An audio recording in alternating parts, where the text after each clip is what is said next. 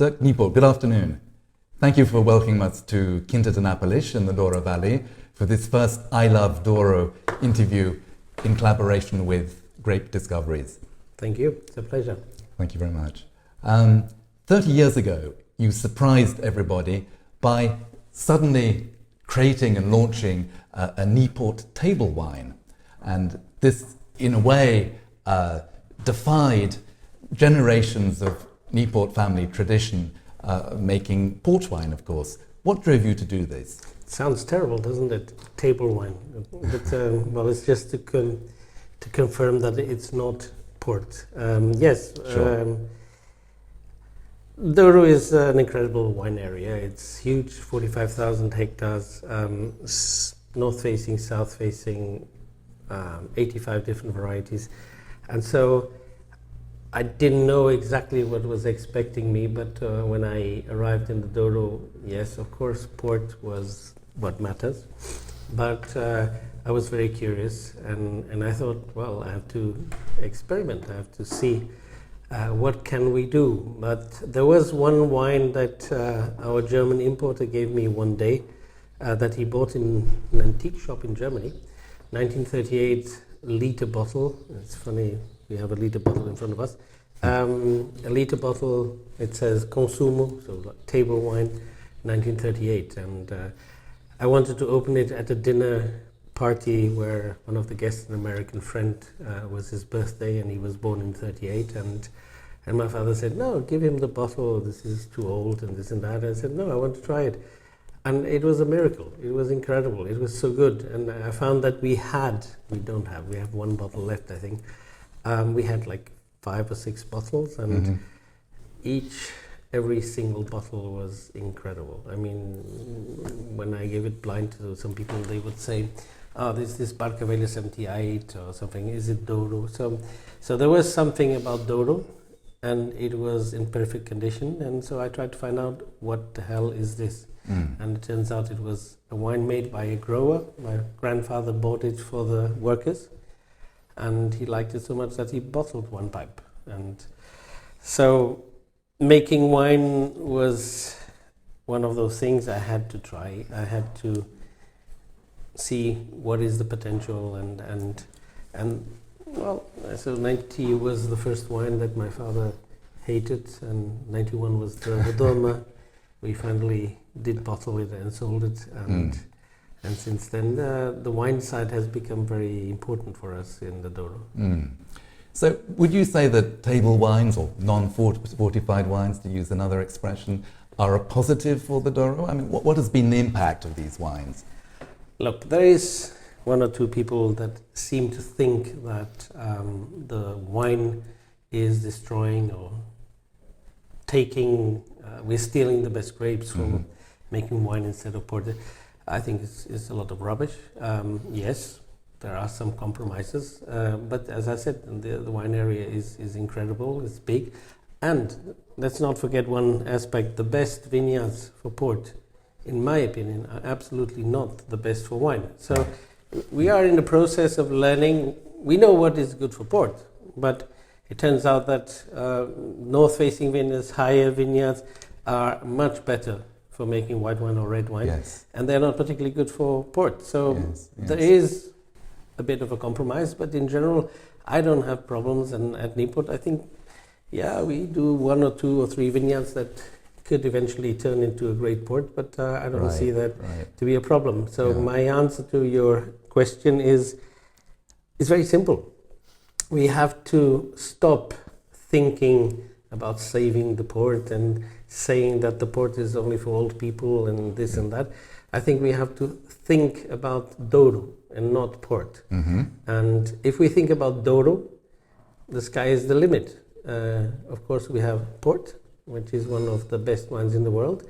We could make some of the best white wines in the world. We can make some of the best red wines. And we have another angle which is potentially fantastic, which is the tourism.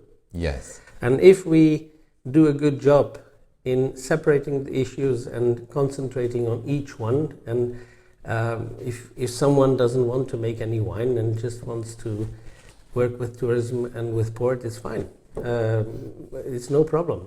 But I think if enough people look at the wine side seriously, it's incredible. When I started, there was maybe 1,000 pipes made of wine, DOC, and now Really? Yeah. and 100,000 of port. I'm simplifying a bit the numbers.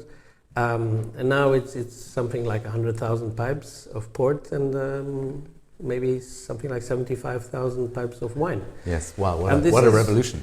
Yeah, it is. It is an evolution, which is a revolution, which is very positive for the area. And I think the Douro has a fantastic future because of the wine side, and because we are lucky to have, well, I want to say the best fortified wine in the world.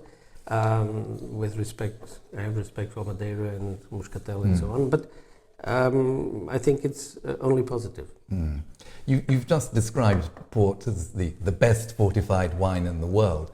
Would you say that, in a sense, it lacks recognition? It's an underrated wine internationally, in market terms? In a way, yes. When we look at the prices that Burgundy fetch or Bordeaux, it's ridiculous how cheap the port is.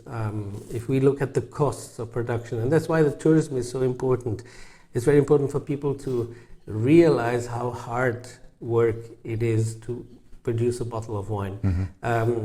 It is unfair, but having said that, I think port has a good reputation.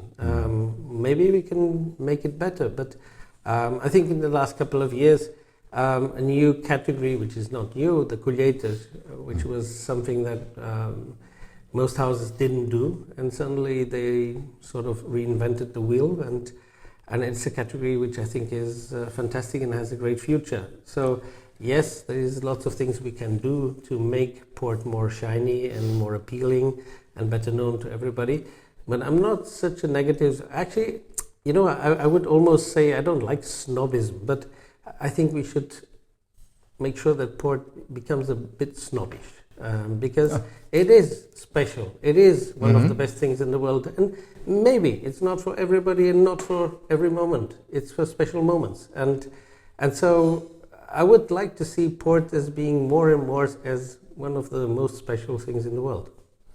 Well, that's a very exciting perspective. You're an innovator, of course. What, in your opinion, is worth preserving in the traditions of the Douro? The Douro. Preserving the optics. So let's make sure that the tourism is not destroying this beautiful area.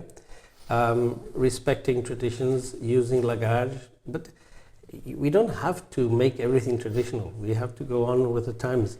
But what I find fascinating is that there's so many things we have to learn about the Douro, and it's not about technology, it's not about machines, it's not nothing. It's just stopping a little bit and respecting the old people and what they did, how they did, why they did it maybe, and learn from them, and suddenly we make much better things. We make a lot more interesting ports, but also wines. So I think it's not.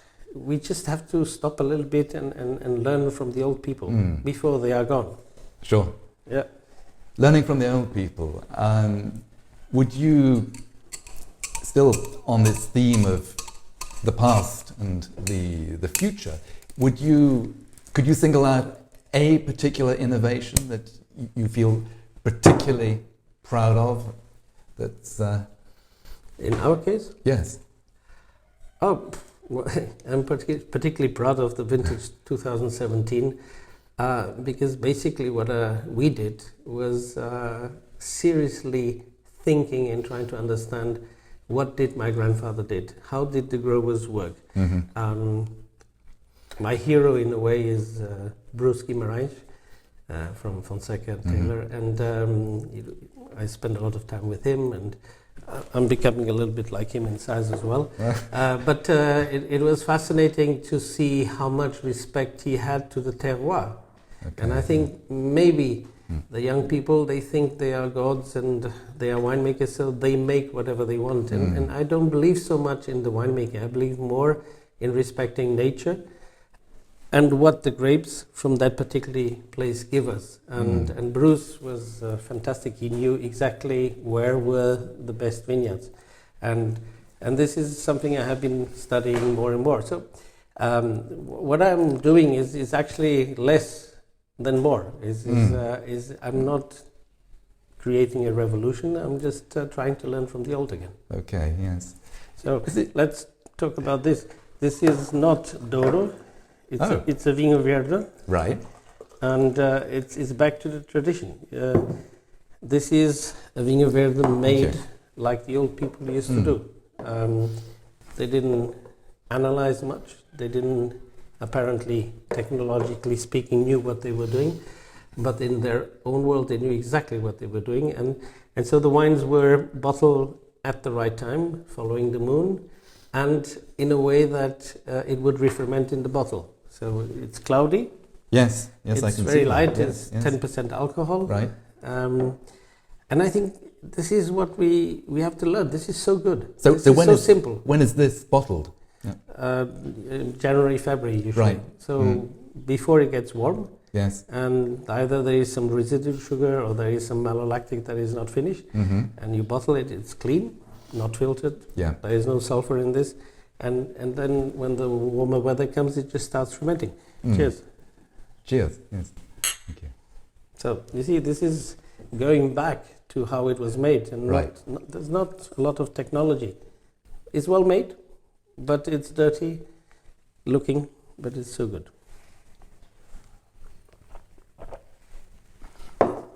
And you drink this more like a beer than a fine wine. It's good. It's very good. It's very good. What do you pick up on it? It's fun to drink. It's a cool wine. And as my father, one day I was making a wine that we call Fabulous, and I was trying to learn from my father, and I said, how were the wines in those restaurants where you used to go? Why did you go to that restaurant? And he would never be really good at describing any of the wines. But I was pestering him all the time, and then one day I was again asking, and he said, look, leave me alone, okay? The wine was good. And I said, yeah, but how was it? And he said one thing, which I think is extraordinary. The more we drank the wine, the better it tastes. And I said, Papi, you are a philosopher, you are incredible. And he said, just leave me alone, okay? I don't know what the hell you're talking about. But it's true, because this was in 2002. So in those days, it's a little bit like now, but it was the beginning then, the wines were becoming darker, heavier, sweeter, woodier. The kind of wine that you don't really want to drink. It's impressive for journalists, it's impressive for blind tastings eventually, but you don't want to drink it. You then spend the time doing like this, but you don't want to drink it. And so when my father said, the more you drank those wines, the better it tasted, I said, this is interesting. And this is what's this all about. It's not the best wine in the world. It doesn't pretend to be anything like that. But, with a grilled fish by the beach, on the terrace, whatever. Sounds wonderful. There isn't anything better than this. Yes. But describing wine is very subjective, isn't it? Yeah, but there are people who are incredible at describing it. My father is terrible, and I'm as terrible as he is. Well, basically, in the end, we like it or we don't. And I think that's what really matters. Yes. You mentioned the terroir a moment ago. I mean, difficult to describe wine. Can we describe the ideal Douro vineyard? If so, what would it be? That is very complicated, because the Douro is huge. We have officially 3 areas. Yes. And within those 3 areas, the vineyards go from 80 to 800 meters. So saying there is one Douro, I think doesn't match it. I don't think it makes sense. It's difficult, but at the same time, it is a warm area, and the soils are schist. And in terms of viticulture, it's a mess, a good mess, because we're talking about 85 different varieties. So there is lots of little details which are quite unique to the Douro. Most people think of the Douro as being very hot, so the wine's very woody, very alcoholic, very heavy. Yeah, it's partly true. But even within being heavy, I think there's always a certain freshness about the wines that gives it a balance that is quite unique to the Douro. A Douro wine is different from a Alentejo wine, and Bairrada is totally different. What we are trying to do in the Douro is I'm looking for freshness, for a bit more lightness. So we work with vineyards which are much higher in altitudes, and we tend to pick a bit earlier than most colleagues. Some people say our wines are thin. Well, we can't please everybody. Elegant. I like that. Yes. That's what we are looking for. Sure. And is climate change a relevant issue here in the Douro, as far as you're concerned? Well, I think there's no doubt that we are living in a difficult moment where big changes are happening at a very fast pace. But having said that, we are used to living on the edge of too hot and this and that. The fact that we have north-facing vineyards and so on, we can correct it in a more easy way. I think regions like Burgundy or Mosel that live on the edge of maturity in the past, they have to learn to live with more heat, and I think they struggle more than we do.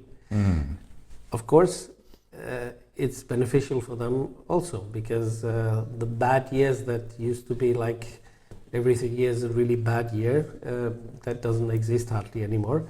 So on the average, it's maybe good for them. But then again, what makes a Mosel is this crisp acidity, is this limit of things, and the Great Burgundy is the same thing. So they have to learn to cope with it, live with it. Yes. I believe you got a project in Mosel with one of your sons. My two sons, yeah. Yes. How's working with your children? Has that affected your thinking about wine? Well, that's a very actual question, because Daniel, my older son, he just started a week ago. Oh, great. Working with me here. In Germany, I must say it's been very easy, very rewarding, and one day our partner Philip Ketan was insisting on interviews to say how important Daniel has been or was or is in the project. And afterwards I said, why did you insist so much? I mean, you are the person. I said, no, but Daniel has been here since 2013, so almost since the beginning. I said, yeah, but you're exaggerating. I said, no, I think you're not understanding what the great work your son is doing. And I thought, well, maybe he's right. And I must confess that looking back, maybe they will miss him. Right. Being here. But he was smart enough to tell them that from a marketing point of view, working now at Niepoort, he can help them a lot more in promoting the Mosel wines. And they seem to be happy in believing in that. So it's good. Excellent, yeah. And how about foreign influences on your work as a wine producer? I mean, other influences, work projects abroad or working with friends elsewhere? Everything about me is influences from other people. I like to say that I was not born intelligent like some people, and I haven't studied like most people, so I learn by doing, and the more I do, the more I learn. And working with Ibn Sadi, my close connection with Wilhelm Haag from Mosel, Telmo Rodriguez, Raúl Pérez. It's incredible how we I would say we grow together, and we learn together. Raúl Pérez is in a way an eccentric who, for instance, he didn't use any stems, and we started using stems more or less at the same time by comparing, tasting, speaking, and he went totally in using everything with stems, while we do some wine with stems, some more, some less. So it's not that we behave in the same way. Each of us is a different person, but I think it's very rewarding, this whole process, and we learn, I think, an awful lot.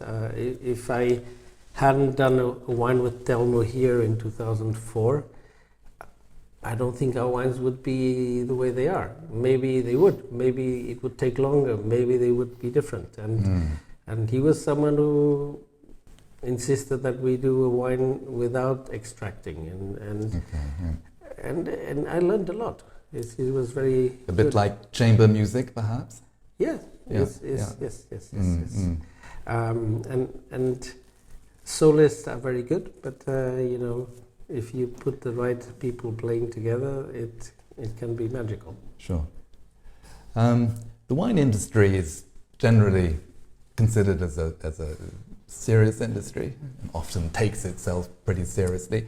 With your project Nat Cool, you and your associates around the world are taking a completely different approach to branding. Would you like to tell us a little bit about it? Well, Nat Cool was something that was born already like 4 or 5 years ago, and for different reasons it had a slow start. We are extremely successful with our Nat Cool. I mean, this is one of those. Yeah. And we are very successful, but this is not about Niepoort. This is not about me. It's about a movement, if we want, which was born philosophically because of my father saying that the more you drink it, the better it tastes. And in a way, I have many friends and colleagues, and we believe in natural wines. But I find that many of us, we don't believe in a wine being good just because it's totally vinegar or totally dead or totally faulty. So the idea behind Nat Cool is to have a bit of good sense, make wines that are authentic to the area, that represent well the variety or the varieties, are not masked by wood, and are not full of mistakes. For a modern winemaker, maybe this is a faulty wine because it smells of fermentation. But this is not a faulty wine. It's just a natural wine that is very good. Yeah. And so, well, we just spoke about Daniel, my son, so he's going to take over and run the projects of Nat Cool. Okay, yeah. I believe a lot in this project, and there's many people who are really interested in participate. I just didn't have the time until now to really look after it, but since he is taking over, I think it will start very well now.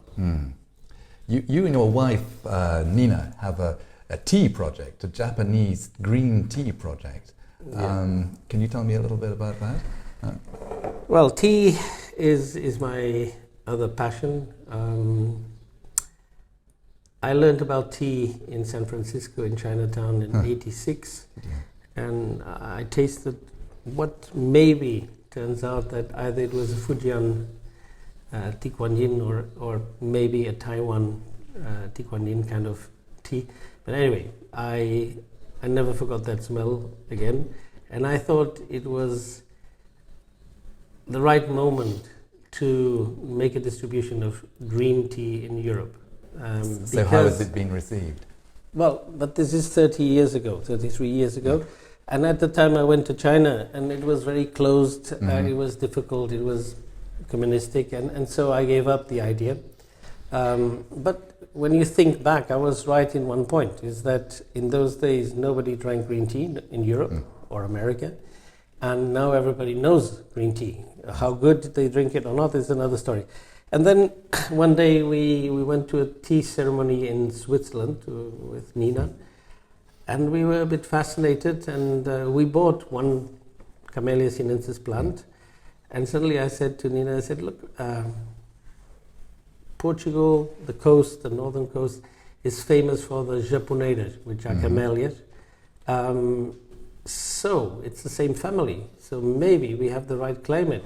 Yeah. We have very acid soils, granite soils.